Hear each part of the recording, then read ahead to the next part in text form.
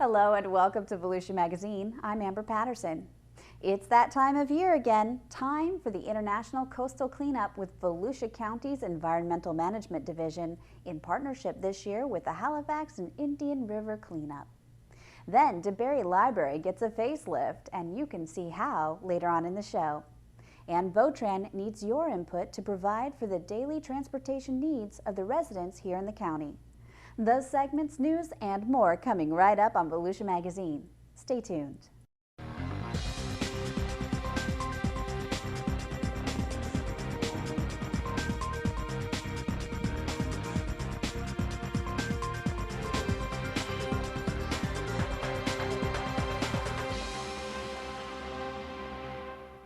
Facing the need for a growing subsidy from taxpayers and to help offset substantially higher operating costs, a fare increase has been proposed for Votran fares. Votran will hold public hearings to receive comments on the proposed fare increase. At this point, it's not even guaranteed that a fare increase is going to occur. Ultimately, after the 5 public hearings or public meetings that Votran will be conducting, then Council will then be presented with the comments, the collection of comments, and the public will have an opportunity to address Council during the public participation portion of the meeting. So that meeting is expected to be in November. Public input is being sought through meetings and group presentations, online comment forms at votran.org/proposed fares, and on bus take ones. The way that Council directed us to move forward with the public comment is in a 2-tiered process. In 2014, the fare would go from $1.25 to $1.50, and then in 2015, the fare would go from $1.50 to $1.75. That is if Council ultimately decides to do a fare increase. In addition, an adjustment to the youth eligibility rate is being considered. This would align Votran's policy with the fare policy of partners in the Sunrail commuter service that is scheduled to start in the spring of 2014. For more information, you can call Votran customer service at 386-761-7700, or you can stop by the Votran headquarters at 950 Big Tree Road in South Daytona. Information can be viewed online at votran.org/proposed fares. The next time you're at the DeBary Library, be sure to take notice of the renovations that occurred recently with a new children's edition and more. The DeBary Public Library has reopened after undergoing a major facelift in August. The popular community library now has new flooring and a fresh coat of paint to welcome patrons. Even better, library staff created a vibrant children's alcove where the young ones can develop a love of reading. Some of the changes that were made, we relocated new materials to an area that could support higher traffic. We moved the audiovisual materials to a dedicated space. We gave the teens their own section in dedicated space. And 2 of the more significant changes we made was the addition of a children's alcove, as well as adding countertops for the PCs and laptop users here at the library. The cheerful children's area includes pint-sized tables and chairs, 3 computer stations, and of course, children's books and games. The new children's alcove has 3 computers available for children ages 12 and under. We have books and music and audiobooks and interactive games and puzzles, as well as more traditional library materials such as picture books, beginning readers, and younger research materials for them to be able to do their school projects. By the way, the popular children's story time will return to the DeBary Library's auditorium on September 10th. Additionally, the DeBary Library Association donated an educational rug, bulletin boards, and colorful pieces of art. The volunteer group also donated a pair of rocking chairs that are tucked into a new cozy corner for quiet reading. Library staff also moved audiovisual and teen materials into defined spaces by rearranging existing shelving and furniture. As part of the renovation, we did move the computers against the far wall. We also added 19-20 feet of wireless space. We've gone with an open layout not only to keep an open and welcoming atmosphere, but also because technology is evolving. And as technology evolves, we need an open, versatile countertop space to be able to evolve along with it. The 7,500 square foot library opened in the 1990s and welcomes about 600 patrons a day.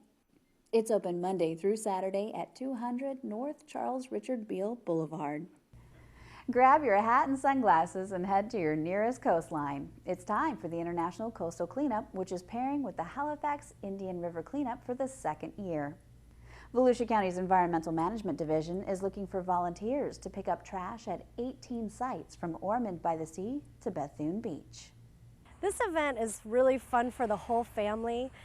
Families, organizations, and groups come out to spend time together and clean up trash off our beaches and our intercoastal waterways and rivers. Worldwide, more than 560,000 volunteers picked up 10 million pounds of trash during the international cleanup, which was sponsored by the Ocean Conservancy last year. In Volusia County, 1,268 volunteers removed 5,887 pounds of trash. We hold this event every year in partnership with the Ocean Conservancy because we know that trash is not just harmful to our wildlife and our natural habitats, but it's also a threat to our economy and tourism and really to the beautification of our county. Beaches and all of our coastlines are such important natural areas to our wildlife and to our citizens. Nobody wants to go down and sit down at the beach and be next to a pile of cigarette butts and straws. And those are the two most collected items during this cleanup event. Volunteers can register online at volusia.org/cleanup. Those who sign up by September 12th will receive a t-shirt, and participants are encouraged to bring garden gloves, drinking water, and buckets or used shopping bags to separate recyclables from the trash. They should wear a hat, sunscreen, comfortable clothing, and outdoor footwear. Some river locations have boat launches where participants can bring their own kayaks, paddleboards, canoes, or motorboards to access hard-to-reach coastlines. For more information, you can contact Stacy Bell, the county's cleanup coordinator, at sbell@volusia.org, or you can call her at 386-238-4716. The event will take place from 8 to 10:30 a.m. on Saturday, September 21st. I'm Joshua Wagner with the Volusia County Council. Sea turtles are among the county's natural wonders. These amazing creatures emerge from the surf at night to lay their eggs in the sand, then return to sea. 2 months later, nearly 100 hatchlings emerge and crawl to the ocean. During sea turtle nesting season, which runs from May 1st through October 31st, lighting from beachfront property is restricted. Nets are marked clearly and should not be disturbed. Help us protect our sea turtles. For more information, please visit volusiaseaturtles.org. And time now to join reporter Michelle Coates on the Business Beat to find out just what is ESF 18 and what that might mean for local businesses during times of disaster.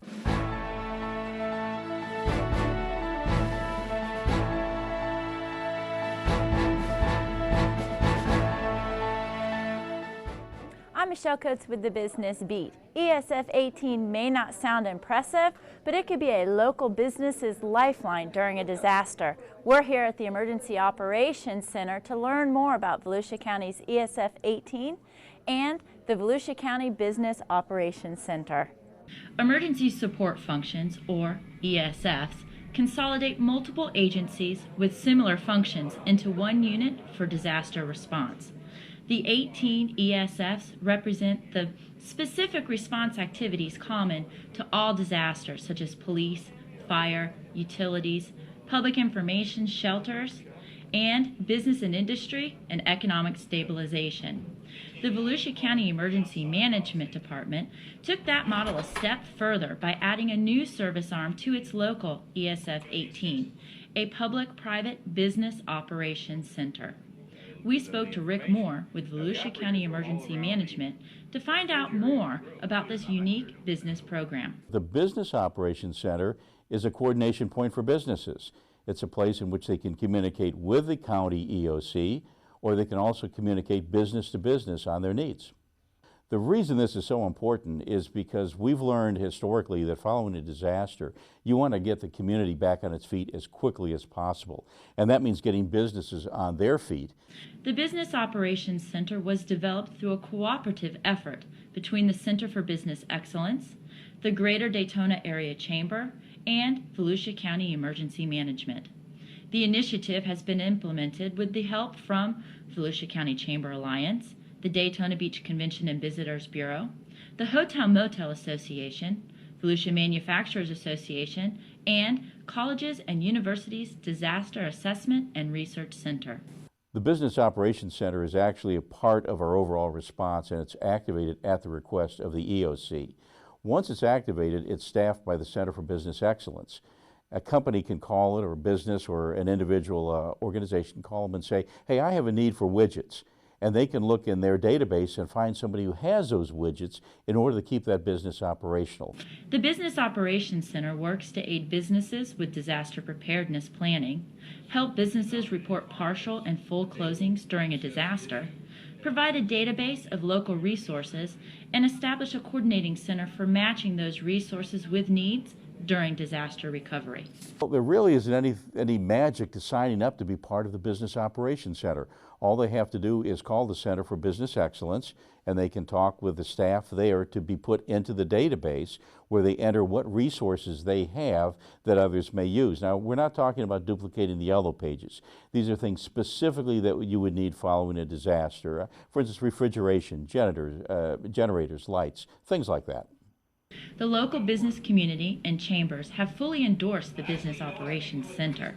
We spoke with George Mirabal, interim president and CEO of the Greater Daytona Area Chamber of Commerce, about the program and its benefits to our business community. Well, the benefit is that when you have representation here at the EOC, the business community has input and can be the conduit for when there's going to be evacuations and as well as recovery. As the hurricane season ramps up this year, businesses and families need to dust off their emergency plans. Put plans in place before the disaster hits, and your business will be stronger for it. Businesses are encouraged to add the Business Operations Center number 386-323-2106 to their emergency communication plan to report closures and to access the help needed to return to operation after a disaster. Thanks for joining us today at the Volusia County Emergency Operations Center. I'm Michelle Coates with the Business Beat. You can find out more about the Business Operations Center and the Volusia County Emergency Operations Center when you log on to volusia.org and select Emergency Management from the Services menu at the top of the screen. And now for the debut of a new Garden Spot segment with Joe Sewards of Volusia County's Agricultural Extension.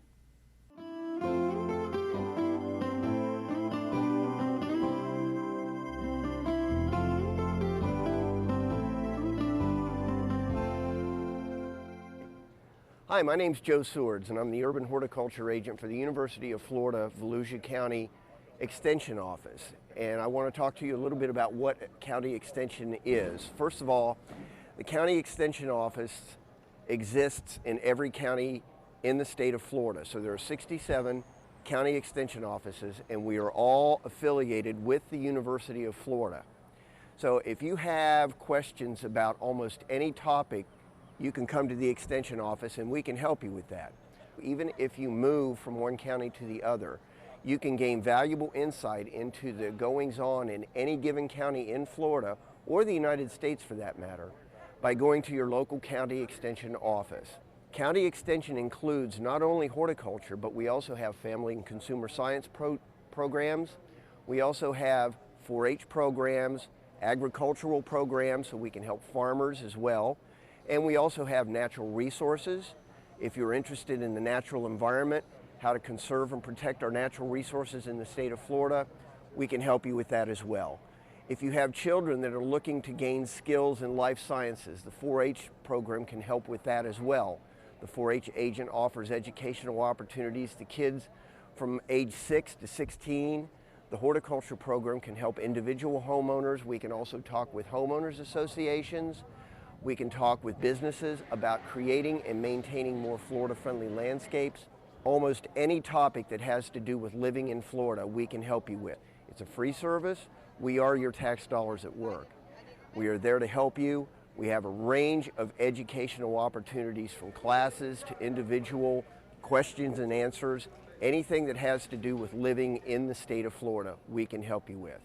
So remember that name, the University of Florida, IFAS, Volusia County Extension, or you can simply go to solutionsforyourlife.com on your computer, and you can learn about County Extension there as well.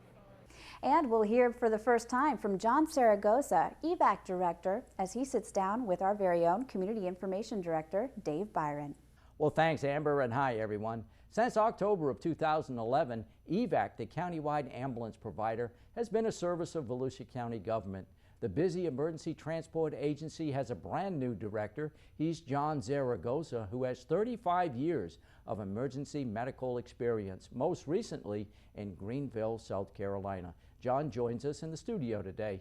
John, thanks for being with us. How you doing? I'm doing very well. Thank you for having me today. Hey, absolutely. Hey, you're brand new to the county. Tell us a little bit about your background. How'd you get here? As you mentioned, I came from Greenville, South Carolina. I spent the past 12 years there as the county EMS director there for an EMS agency that was county operated, very similar to EVAC. Prior to that, I spent a number of years in southwestern Pennsylvania, where I grew up in a small town there, and actually started my career as a volunteer fireman for the local fire department. And we had a sentinel event there. We had a major flood which surrounded my town. Wow. And in the course of treating patients, evacuating folks, we were kind of by ourselves. We had no EMS or ambulance service in the town at that point in time. Wow. We decided that we needed one, and I was one of the ones who became involved with the ambulance development, or the development of the ambulance service in our town. And that's where my passion actually got started. Hey, John, for those folks that are not familiar with EVAC, give us kind of a general description of your service. I mean, countywide EMS, I guess is what you'd say. Right. We provide countywide emergency medical services, which is pre-hospital medical services to the community, to the visitors and citizens. When you dial 911, we're the ones who are responding along with fire first response agencies to treat acute and illness and injury in the community. We work very closely with the hospitals in providing quality advanced life support care to those individuals, and ultimately, if necessary, we do the transportation to the hospital where they get more definitive care for whatever that is. Yeah, let's talk about that for a second. It's been described, and I think you just touched on it. Basically, Volusia County has sort of a two-tiered kind of a system. When that person calls 911, if it's an automobile accident, house fire, or medical emergency, or whatever, usually a city fire department is called out as you are as the transport agency. Explain how that works. That was probably the other intriguing thing that attracted me to this situation, in that you have an outstanding relationship between the county and EVAC, and also the fire services. Fire medical first response is very important for EMS in general, because really they're the ones that are probably closer to the emergent situation. They're the ones that typically will get there first, evaluate the situation, and if the individual really needs definitive care at that point in time, they render the initial care. EVAC will come along and work collaboratively with the fire services, and then ultimately the fire services would assist in finishing treatment of the patient, packaging that patient, and then getting that patient off to the hospital.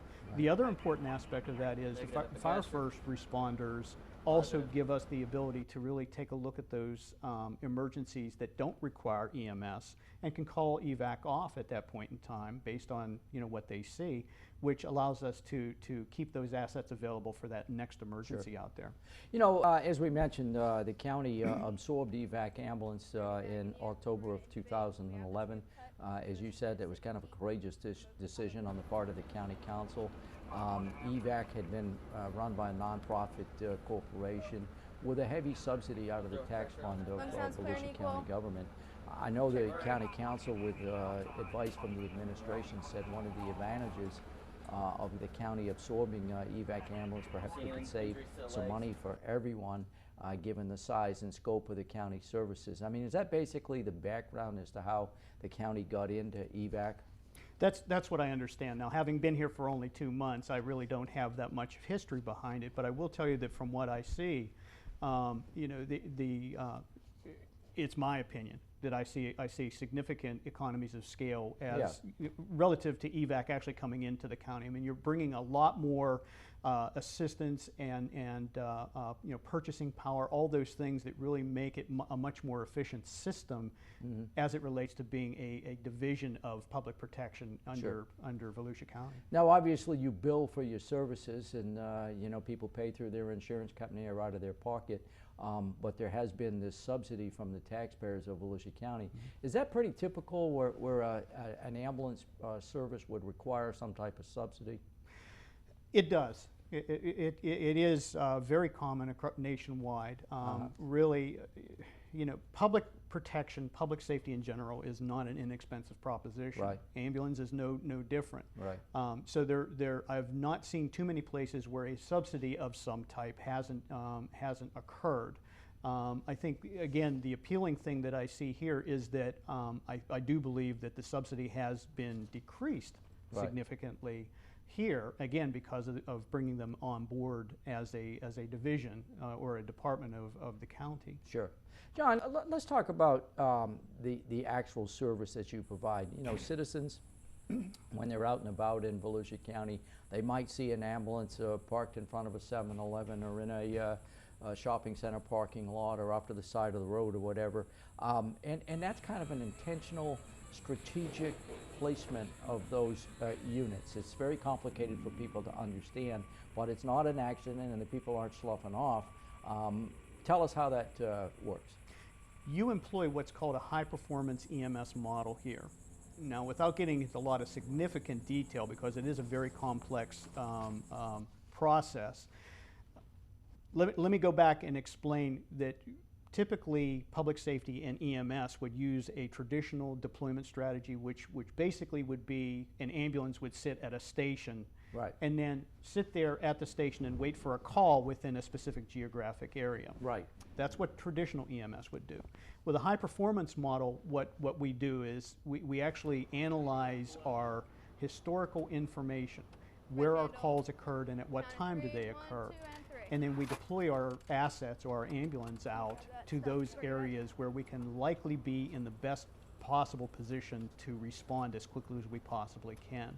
We do that for every hour of every day. Hey, let's talk about training. Obviously, when someone calls 911, they're having a medical emergency, or there's been a fire or an accident of some sort, and the ambulance personnel need to render care. What sort of skills or what sort of requirements do your personnel have to have, and what kind of training do they have to make sure that they're proficient?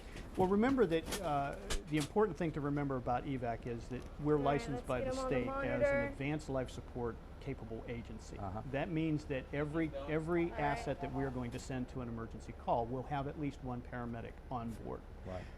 The difference to that is a paramedic will do those invasive skills that most people are familiar with when they think about ambulance services or EMS or emergency departments, in that we will provide, we'll insert IVs, we'll put sophisticated airways in, we'll defibrillate patients, we'll provide drugs and fluids, those kind of things, as opposed to a basic level licensed organization or a BLS or an EMT, which is basically non-invasive care. Things like splinting or providing CPR, those things that are not invasive to the body itself. Right. What is the response time for EVAC across the county? I know it probably varies, but...